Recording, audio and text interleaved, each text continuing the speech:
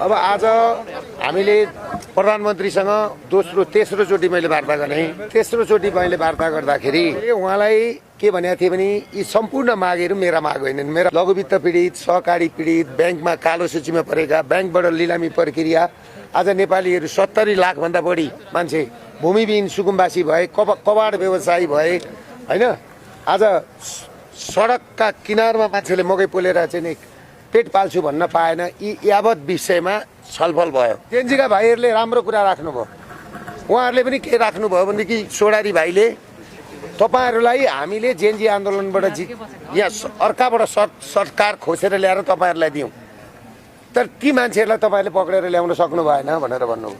र आज हाम्रा जेनजीहरू 1100 जेनजीहरू चाहिँ आज थुनामा छन् भाइ बहिनीहरू। तपाईँहरू सरकारमा हुनुहुन्छ भनेपछि यो तपाईँहरूले गर्न खोजेको के भनेपछि उहाँहरूले के भन्नुभएको छ भने हामीलाई आइतबारसम्मको समय दिनुहोस्।